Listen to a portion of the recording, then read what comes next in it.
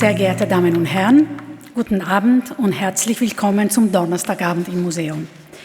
Die heutige Veranstaltung ist Teil des Rahmenprogramms zur Ausstellung Leandro Bassano Bruegel, die Zeiten der Natur, die noch bis 29. Juni zu sehen ist. Es ist mir eine Freude, Ihnen unsere heutige Gastrednerin vorzustellen. Anca-Delia Moldovan hat an den Universitäten Bukarest und Florenz studiert und 2020 an der Universität Warwick in Kunstgeschichte promoviert. Sie war Stipendiatin verschiedener Institutionen, darunter ITATI, das Harvard Center for Italian Renaissance Studies in Florenz, das Warburg Institute, die Newberry Library in Chicago und die Herzog August Bibliothek Wolfenbüttel. Sie ist Marie Sklodowska-Curie Utopia SIF Co-Fund Stipendiatin an der University of Warwick in Großbritannien. In ihrem aktuellen Forschungsprojekt untersucht sie die Umwelt-, Kunst- und Kulturgeschichte des Olivenbaums im Großherzogtum der Medici in der Toskana. Dabei befasst sie sich mit einer Pflanze, die untrennbar mit der Konstruktion der toskanischen Identität verbunden ist und hebt gleichzeitig ihre Empfindlichkeit gegenüber klimatischen Schwankungen hervor. Ihre demnächst erscheinende Monographie Illustrating the Year, the Iconographic of the Calendar and its Cultural Impact in Early Modern Northern Italy wurde mit einem Weiss-Brown Publication Subvention Award ausgezeichnet. Das Buch enthüllt den außerordentlichen Beitrag des Drucks zur Verbreitung von Kalenderbildern über globale Grenzen, Zeiten und Medien hinweg. Anca-Delia Moldovan untersucht die Bilder als Mittel, um die Vorstellung der Menschen in Italien in der Renaissance vom zyklischen Ablauf der Zeit, ihre Beziehung zur Natur und zu städtischen Rhythmen sowie ihre religiösen und politischen Praktiken zu ergründen. Ihre Arbeit zeigt, dass traditionell getrennte Forschungsbereiche wie die Geistes- und Umweltgeschichte, die Wissenschaftsgeschichte und die Kunstgeschichte in einen fruchtbaren Dialog gebracht werden müssen. Sie wendet diesen speziellen interdisziplinären Ansatz auch auf die Untersuchung der Monatsserie von Leandro Bassano an. In ihrem Vortrag mit dem Titel Reforming Nature, Agriculture and Moral Renewal in Leandro Bassano's Series of the Months wird sie uns durch die Analyse dieses prächtigen Gemäldezyklus führen und dessen Neuartigkeit und Bedeutung hervorheben. Ich übergebe nun das Wort an Anca-Delia Moldovan. Sie wird den Vortrag auf Englisch halten.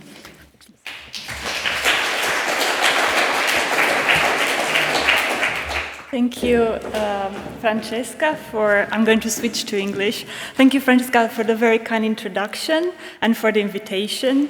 I am most grateful to the Kunsthistorischen Museum, for Kristen Pilling, and all of those involved in running and organizing this event and making me feel so welcomed. And of course, all of you present today. It was with great honor and excitement that I've accepted and I received the invitation to deliver the lecture in connection to the wonderful exhibition that you can currently visit here at the Kunsthistorischen Museum. A show that brings into an interesting dialogue the works of three important 16th century artists, Giuseppe Arcimboldo, and two dynasties of artists, the Bruegel and the Bassano. And in my talk today, I'm going to focus on the latter, and especially on Leandro Bassano's series of 12 months. The subtitle of the current exhibition, Nature's Time, perfectly encaptures this painter's shared pursuit to grasp with their brushes the essence of nature, its mutability. Their work showcases the chromatic transformations in the fruits of the earth, in the airs of the sky, as they unfold from season to season, from month to month, from day to night. Each of these artists reflected in their unique ways on a humanity that was deeply intertwined with their environment. Life unfolded according to natural cycles, and people relied to a greater extent on the sunlight and weather conditions that is generally the case today. Questions of how early modern people imagined and experienced the seasonal passage of time are at the core of my research on calendars and cycles of the months, created in 16th century northern Italy.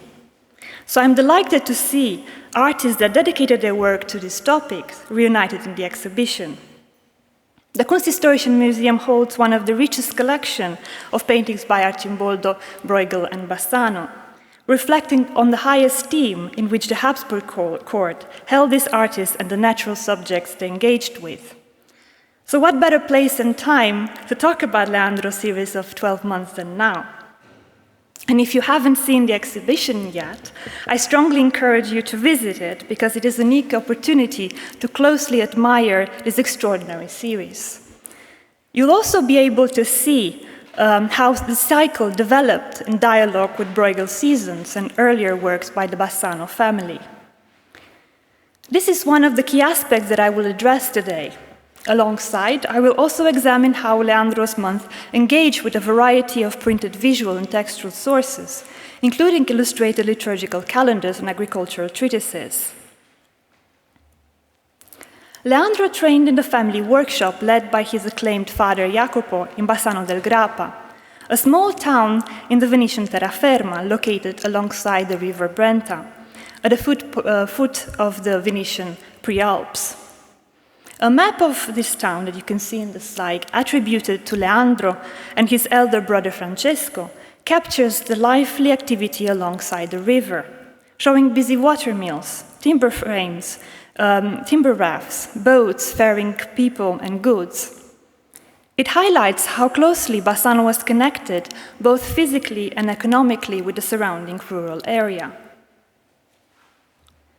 By adopting the toponymic Bassano, alongside the family name Del Ponte, Jacopo and his sons deliberately distanced themselves from the dominant artistic and political center of Venice. Many of their religious and genre scenes are set in the imagined countryside of their homeland, often featuring the nearby peaked Monte Grappa, which became a hallmark of their artistic production.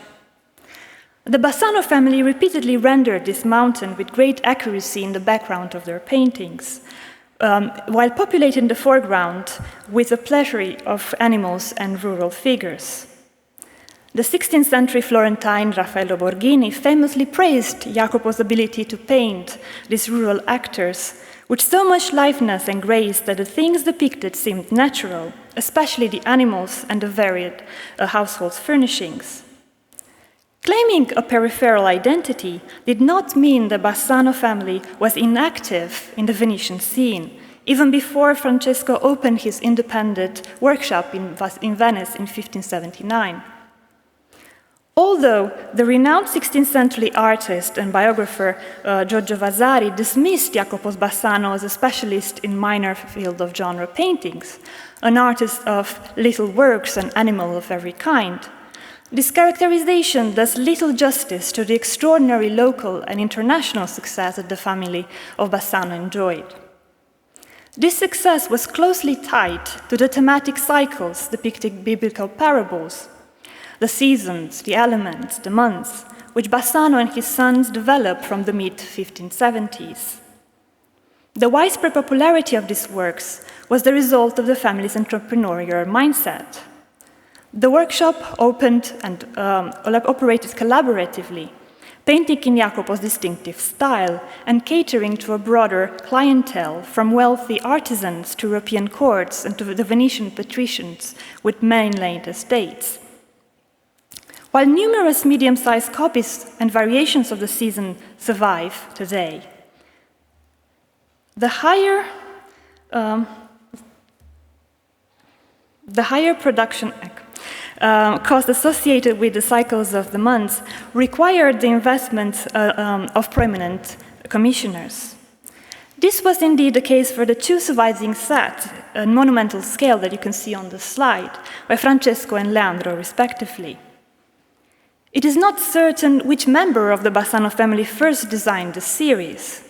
The inventory drawn up at Jacopo's death in 1592 recorded sketches and models for two different sets of the months. But given the collaborative nature of the family workshop, this does not necessarily indicate Jacopo was an inventor of the series.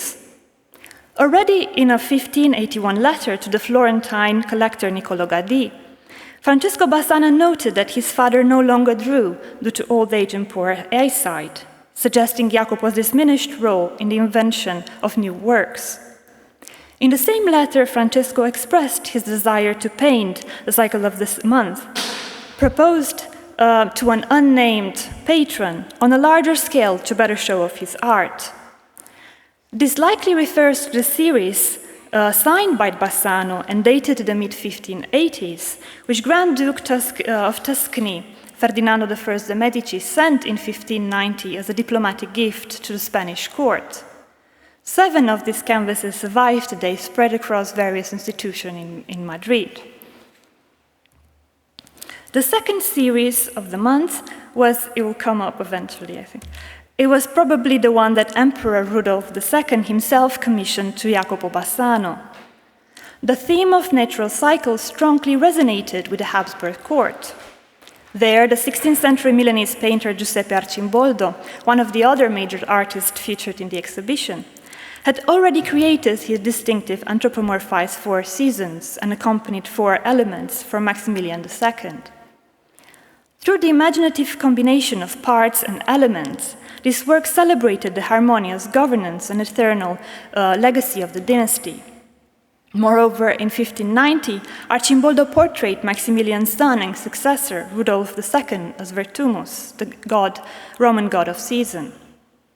It is no surprise that the latter was so impressed by Jacopo's series of 12 months that, according to Caro Ridolfo's 1648 account, he invited the painter to join his court in Prague, an invitation that Jacopo allegedly declined in favor of his beloved hometown.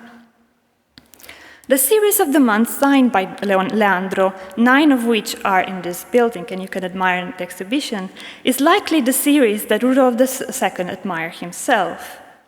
In 1588, Leandro left his father's workshop to join his brother Francesco in Venice. Yet both of them would continue to periodically return and work for the family studio in Bassano del Grappa. Leandro likely completed the series on his own after his father's death in 1592. Certainly we know that it was completed before 95, during which Leandro was knighted and started adding his title to his signature, which we do not see in these canvases. The 12-month series in Madrid and Vienna are strikingly similar, suggesting they likely derive from a common design. Both cycles reflect the encyclopedic style of the Jacopo sons, who expanded upon their father's early motifs, introducing new themes and multiplying the figures and actions, which might remind you of the vividly animated scene of Bruegel. Each month portrays characteristic labors using pictorial and narrative structures common to many of the Bassano works, with a foreground and middle ground densely populated by domestic beasts and seasonal workers. Seen from a lower vantage point, the landscape stretches deeply, drawing the eye towards a more distant blue silhouette of Monte Grappa than in earlier Bassano works. Despite their shared designs, the 2 series exhibit some compositional and stylistic variations, most notably in Leandro's pictorial approach, which you can see on the left. His greater sensitivity to the subtle gradation of color in his expansive landscape likely reflects his contact with Northern European painters. Compared with Francesco's painting, Leandro's palette is darker and richer, marked by a dense application of paint, a more dramatic use of chiaroscuro. He also shows greater sensitivity to the depiction of natural light and seasonal changes, evident here in the delicate, bright touches that suggest the trees blooming, or in the way the pink rays of the morning sun pierces through the dark clouds during the April rain. These effects are notably absent in Francesco's canvas. To these 2 monumental series, I must add a smaller scale set housed in the Regional Museum of Fine Arts in Tula, Russia, originally from the 18th century estate of Count Bobrinsky. This series, attributed to Leandro and his workshop, replicates the Viennese cycle, although it lacks the later atmospheric sensitivity. Significantly, the Tula set is the only completed series of 12 months by the Bassano family to survive intact. As such, it's an invaluable source for reconstructing the visual program of Leandro's monumental cycle, which had some alteration cuts over time. This is evident, for example, in the February canvas, which features a street performance by the masked actors of the Commedia dell'arte as part of the Carnival festivities. Leandro's painting has lost part of his left side, resulting in the absence of a key aspect, with it a crucial layer of comical meaning. You can see it on the left. The Tula painting on the right shows that in the original composition, the stock mask Pastalone, the avaricious old Venetian merchant, was accompanied by the servant Zani. A watercolor cartoon of the February painting, signed by Leandro and preserved in a private collection, supports this reconstruction of the original composition.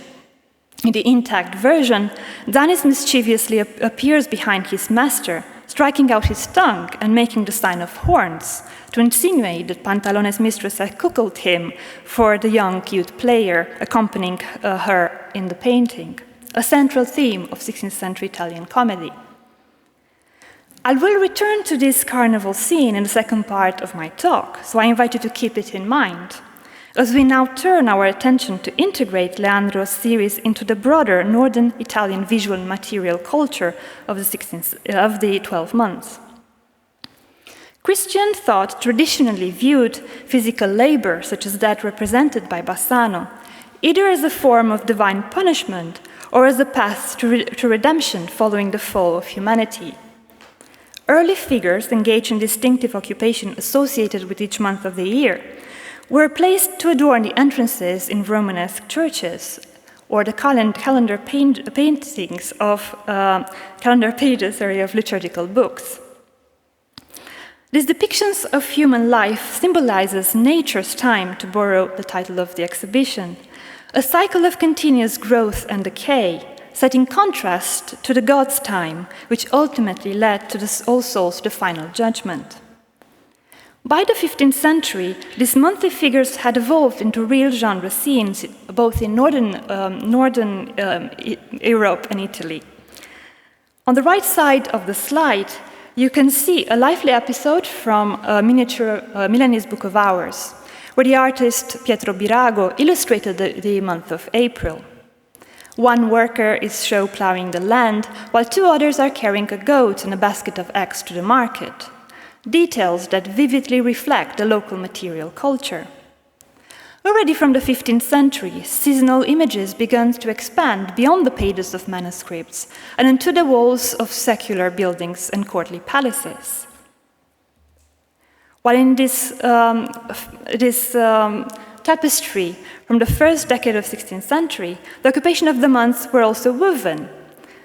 This is a tapestry from a cycle designed by Bramantino for Gian Giacomo Trivulzio in Vigevano, Milan. This cycle interweaves agricultural, astrology, and politics to commemorate the peace and prosperity that Trivulzio brought to his land after the French conquest of Milan. But more interestingly for our argument, this is the scene that reflects a shared material culture that was later represented in the Bassano months.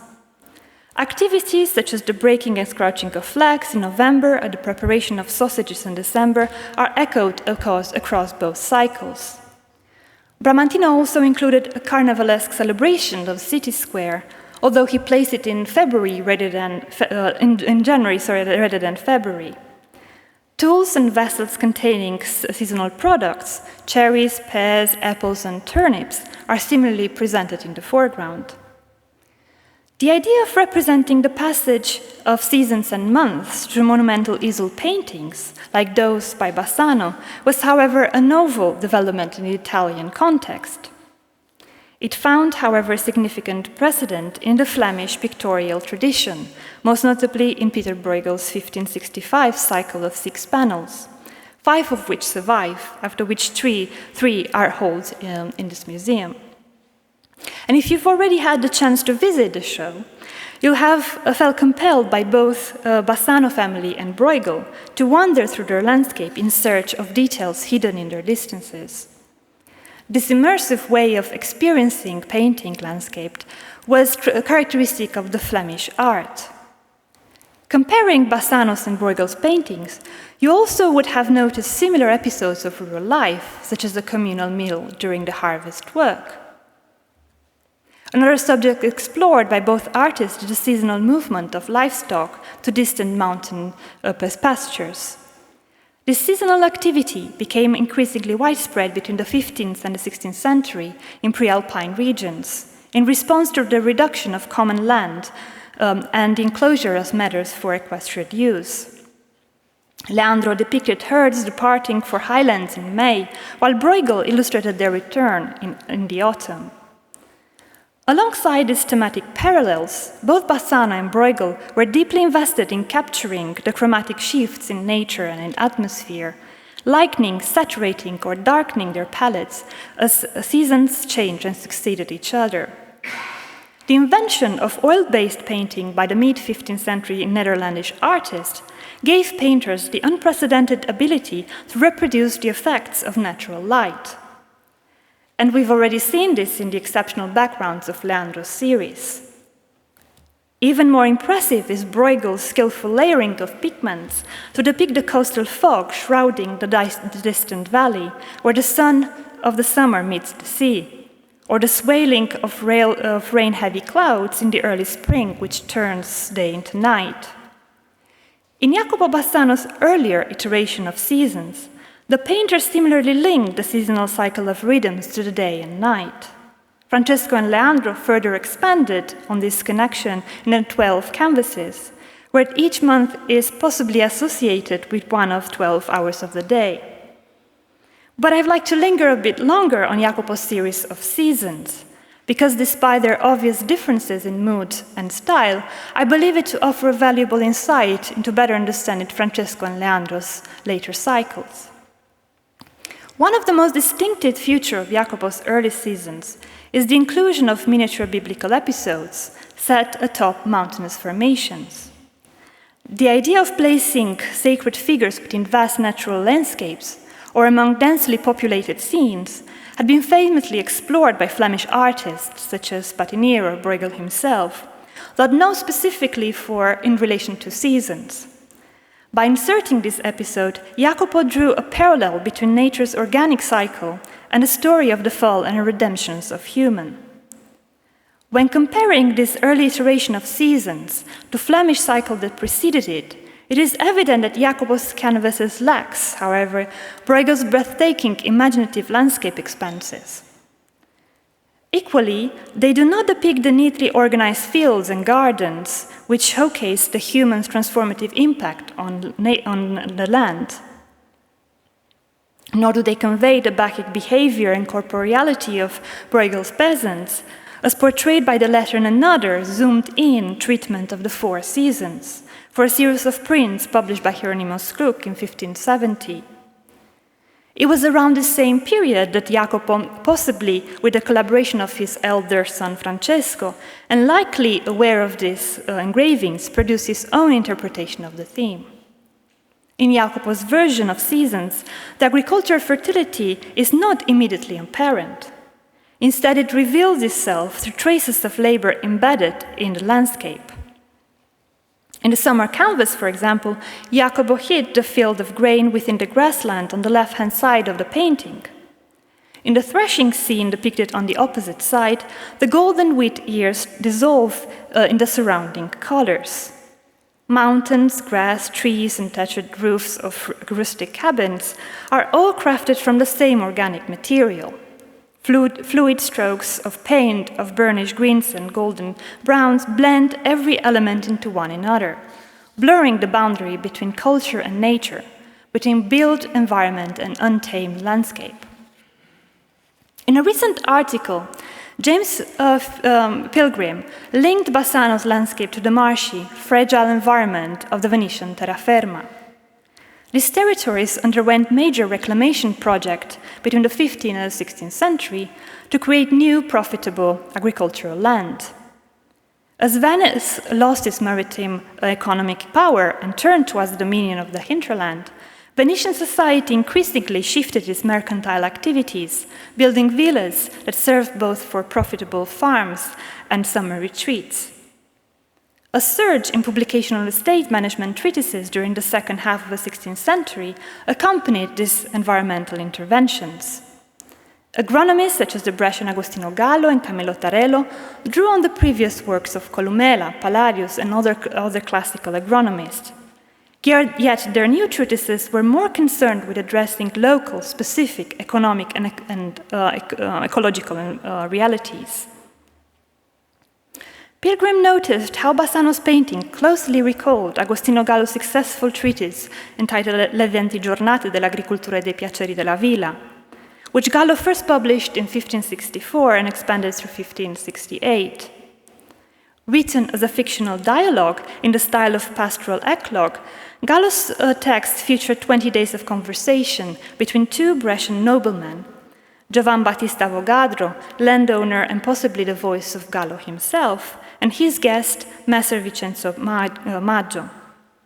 Pilgrim suggested that Jacopo was likely familiar with this text, given the painter's documented activity in land surveying and map making, as well as his early career experimentation with the design of a hydraulic drainage device. I would like to take his observation further and build on the connection between Gallo and Bassano's works, a connection that, alongside a common understanding of the landscape and its cultivation, also reveals a shared religious outlook on agriculture, which must be considered within the wider post-Tridentine context of religious reform. Gallo's final day of dialogue, dedicated to the virtues of a rural life, closely echoed Jacopo's depicted landscapes. There, Avogadro discusses the fragile ecology of the countryside around Brescia, where, like in other sites of the Venetian state, human life depended on the constant effort to mediate the delicate balance between water and land. He recognized that Brescian countryside was not abundant by nature, but owed its celebrated richness to the tireless labor of its numerous workers. In his seasons, Jacopo captures this sense of precarious fertility, which can easily revert to wasteland if the forces of nature are not kept in check by the industrious workers. Gallo, or Avogadro, goes on to compare this restored fertility of the Brescian countryside to the biblical promised land bestowed by God upon the Israelites. To these later descendants of Abraham and the followers of the Mosaic law, Jacobi possibly alluded in the summer and the autumn scenes by depicting the little narrative religious scenes of the sacrifice of Isaac and Moses receiving the Ten Commandments. While scholars have often interpreted Bassano's peasants as being absorbed in their daily labor and therefore as being morally and spiritually detached from the biblical episode unfolding above, I would like to argue that the opposite is the case, as it's precisely through a rural type of life that the mind is elevated toward the summit of the mountain and into the imagined contemplation of God's time. Indeed, Gallo depicts agriculture as the most sacred, noble, honorable, and useful of all arts. He noted that God assigned agriculture to Adam to prevent idleness, a sin that the first of men may have committed in paradise, so that at no hour of day is there not some necessary task to engage in. And I've mentioned how Leandro reflected on these continuous rhythms of rural work in the series of the 12 months, where figures labor from dawn to dusk. These rhythms of work and nature entered the world with the expulsion of Adam and Eve from the earthly paradise. Jacopo painted the two tiny figures of the progenitors in the upper right corner of the spewing canvas, marking the beginning of the year and the sunrise of the day. It is interesting that Gallo did not consider the toiling of the earth as a punishment for the fall of man, but rather as a sign of divine mercy, left to humanity to delight and comfort amidst harsh calamities. Gallo linked agricultural expertise to the natural light of knowledge bestowed upon Adam of creation.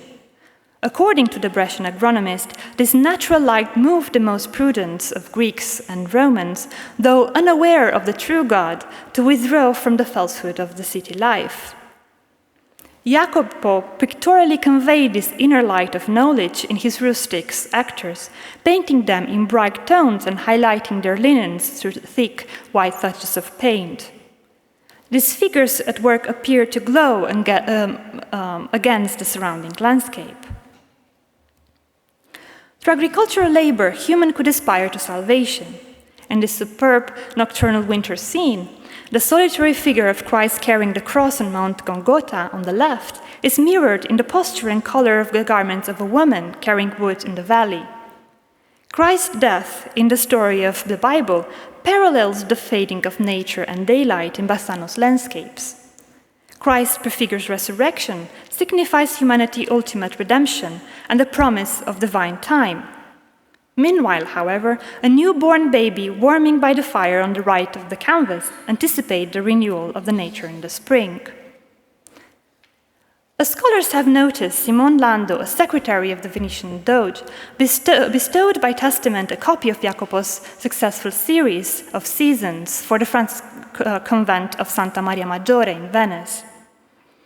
The fact that the series was meant to decorate the choir of the church further aligns this painting with the Christian tradition of representing the labor of the months in church decorations and calendars of the liturgical books, a religious undertone that would take on renewed relevance in the post-Tridentine context.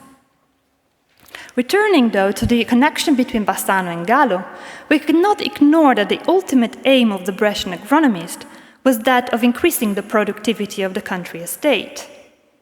Gallo believed that this could only be achieved through a self-contained type of farming, where what is produced is continuously repurposed to enrich the soil and planted with a diversity of crops. This was especially the case for mountainous regions, like those surrounding Bassano del Grappa, where agricultural land was scarce, but where workers were more numerous and healthier. As a result, they were able to intensely cultivate their limited stretches of fertile soil. And I would argue that such diversification is reflected also in the quest of the Bassano brothers to enrich their father's models and amplify the representation of abundance of the earth in the later series of seasons and months. Their composition became richly detailed and animated, fully embracing the expansive landscape in an almost encyclopedic effort to include all aspects of rural life. Francesco and Leandro included in their series an enlarged variety in agricultural practices that were amply addressed in Gallo's treatise, particularly animal husbandry, to which Bassano brothers dedicated 2 distinctive months, April and May. These canvases are centered around 2 animal primary products. First, meat in April, which shows the slaughtering of the lambs, and second, the process of cheese making, depicted in the foreground of May.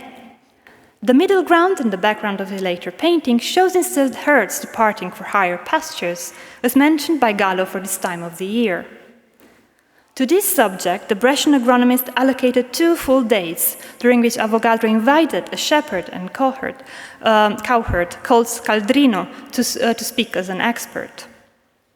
Among the other products that figure prominently both in Gallo and Bassano's month, we count chestnuts and the already flax, as well as, perhaps most extraordinary, this representation, 2 women reeling silk thread.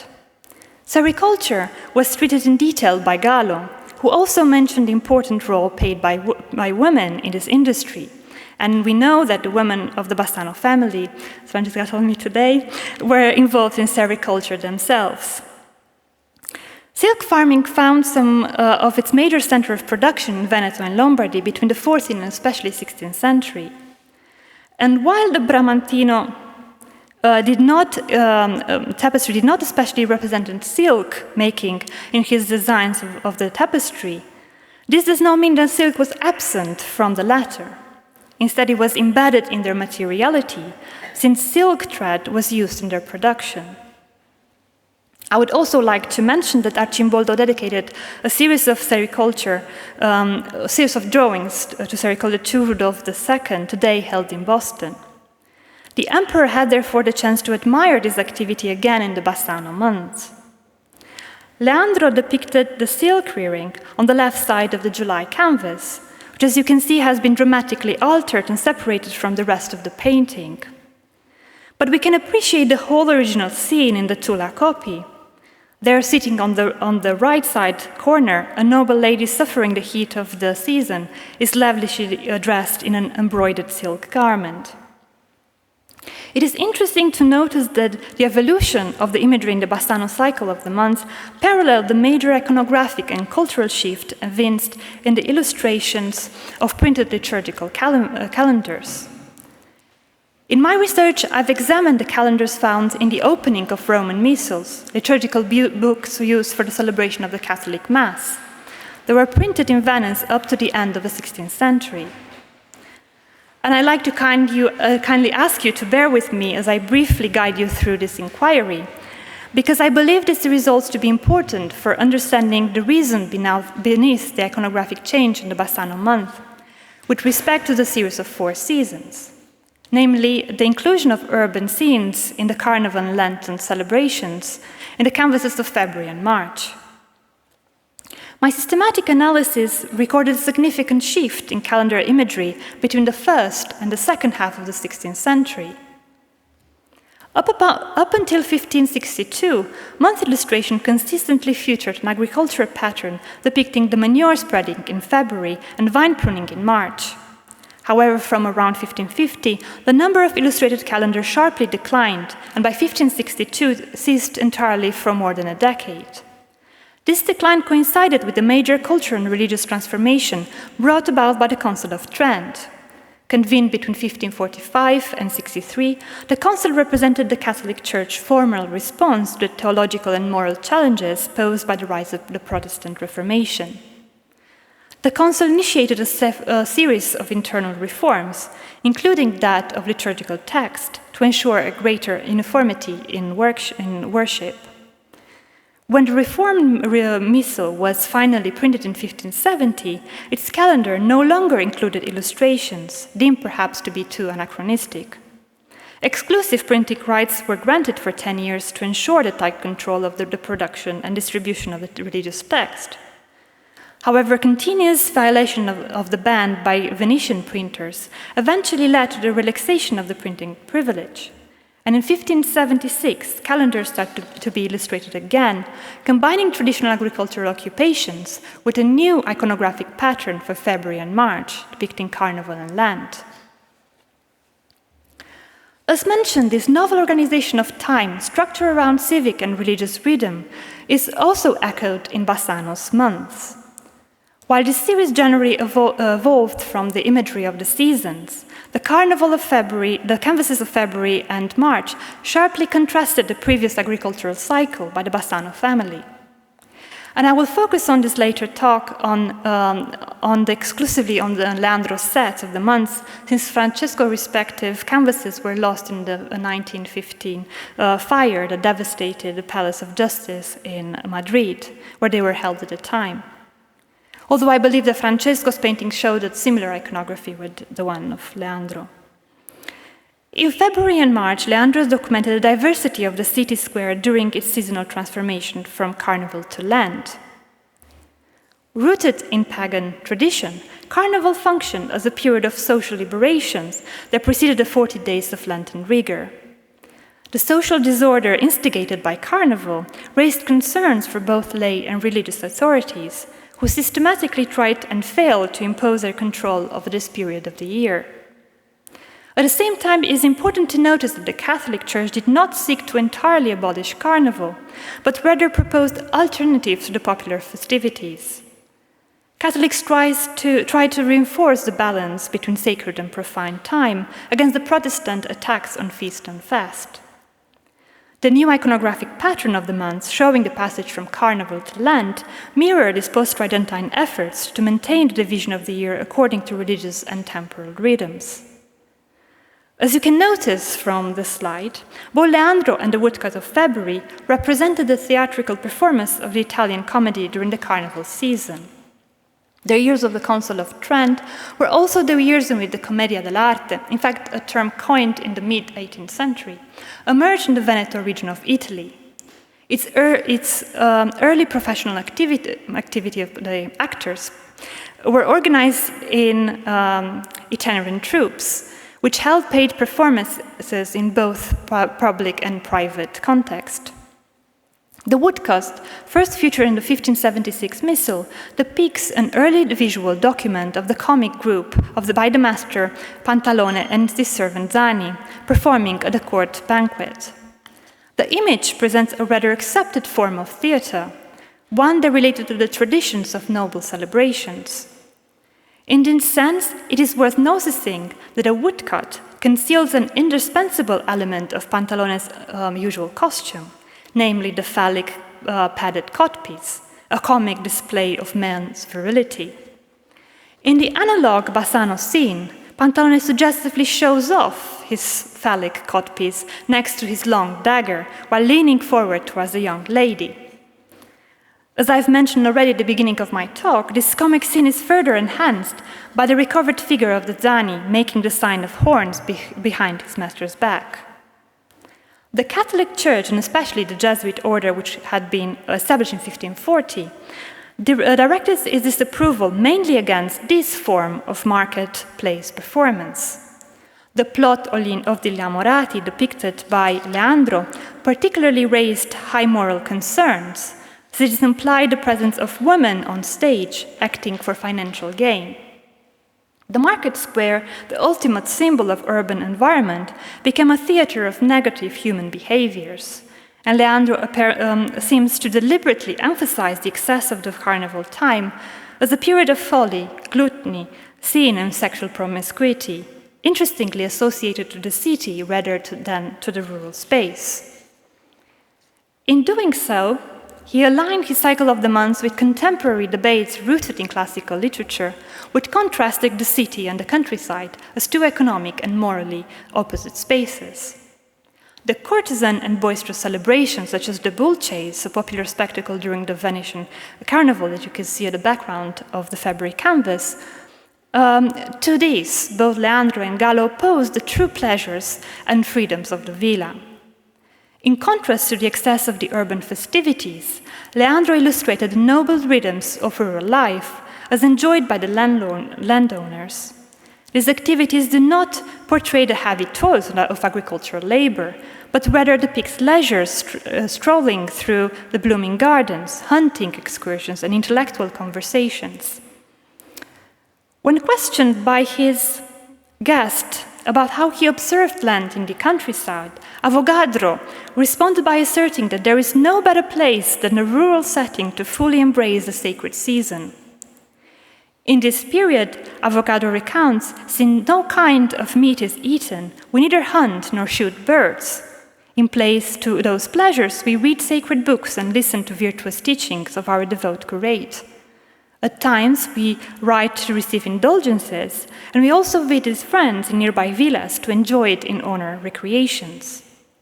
Gallo highlights the importance of the rural parish priest, a central figure in the Counter-Reformation, who was instrumental in promoting the proper liturgical practices and guiding the moral reform of the rural communities.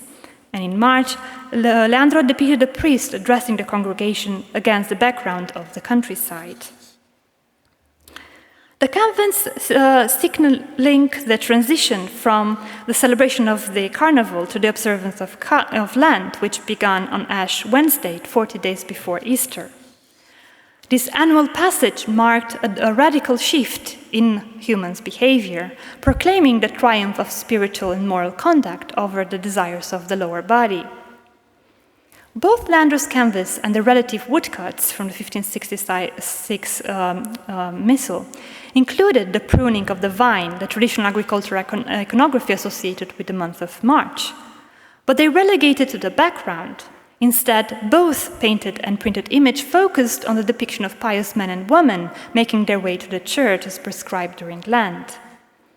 The scene unfolds in a small urban settlement, as suggested by the proximity of the countryside, a space like many in the early modern period, where rural and civic identities converged. The shift from the excess of Carnival to the abstinence of March is mirrored in the products of the Lenten market. Leandro replaced the chickens and quails of the Carnival meal with onions, garlics, and a fish market. This dialogic relationship between Carnival of February and March in this canvas would probably remind you of Bruegel's famous battle between the hordes of the Carnival and Lent, each armed with a characteristic foodstuff, a painting that you can also admire in this museum. Central to the transformation of conduct in Lent is the act of almsgiving, which, according to Gallo, the countryside performed more readily than the city. Leandro reflected on these ideas in a well-dressed passerby in the center of the composition, possibly a young Venetian man with his characteristic cap of black velvet called tozzo, as described by Cesare Vecellio in his famous 16th century book of costumes. He notices the beggar, but does not give alms. The beggar acquires expiatory functions in both Carnival, I keep on saying Carnival instead of canvas, canvas and the woodcut. By sitting on the steps of the church, he offers the viewer a path to spiritual elevation. Indeed, the figure of the poor received increased attention in 16th century Venetian art, serving as a symbol of Christian piety and humility, values closely aligned with the ideas promoted by the Jesuit order. Jesuits were among the most frequent patrons of the Bassano family, drawn to their empathetic depiction of the poor and suffering. Marie-Louise Lillywhite noticed how the Bassano popularized subjects rather difficult or rare before them, such as the parable of the Good Samaritan. Lillywhite also observed the philanthropic works of the Bassano painters, as evidence from Jacopo's testament, in which, alongside the mention of the monks, we also find donations to hospital, a charitable practice continued by Jacopo's sons. A similar philanthropic mindset shaped Agostino Gallo, whose religious devotion was deeply influenced by the close ties with the Brescian Angelo Americi, founder of the Ursuline order. We saw how both Gallo and Bassano positioned themselves towards a more sympathetic portrayal of the worker. Ever since Columena's in the 1st century AD, both medieval and early modern literature characterized peasants in an adverse manner. Dishonest by nature, they would not hesitate to pretend obedience to their patron so they could steal readily later. Instead, Jacopo and his sons depicted peasants embedded by an inner natural light of knowledge. Gallo also encouraged landowners to enter in dialogues with their workers, and when appropriate, learn from their expertise, as Avogadro and his guests did by involving the shepherd Scaltrino in their conversations. Gallo portrayed the figure of the landlord as a patron, as a pater familia, rendering him responsible not only for overseeing the economic production, but also the importance of habitation and education of the workers. This fact is particularly interesting in the context of 16th century, which saw a worsening of tenancy condition, with shortening contracts, increased workload, and growing insecurity of rural tenants. Not much has changed. Leandro's canvas of November depicts a peasant family on the move, alluding to the traditional post-harvest relocation that marked the end of many rural contracts. Unusual for his time, Gallo advocated fair wages and stability for experienced tenants. He also advised for the proper care of animals, contrasting sharply with the mistreatment seen during the urban bull chase in the background of Leandro's scene. Gallo's intertwining of agriculture and spiritual reform of the countryside found visual expression in the layering of religious and natural rhythms of time in Bassano's series of seasons and months. To conclude, the Bassano painting championed the spiritual and economic superiority of the rural over city life. Leandro articulated this dichotomy by drawing on Gallo's agriculture treatise, as well as on the dialogic relationship between Carnival and Lent, encountered in calendars of printed missals, developed within the post-Tridental context of spiritual reform. To the corrupted city associated with carnivalist excess, Leandro paintings opposed the pleasure of the villas and the true piety of the countryside. This vision did not signify a perfect harmony between humans and nature in a contemporary environmental sense. Rather, it reflected a largely utilitarian approach to the rural life, frequently justified through biblical exegesis.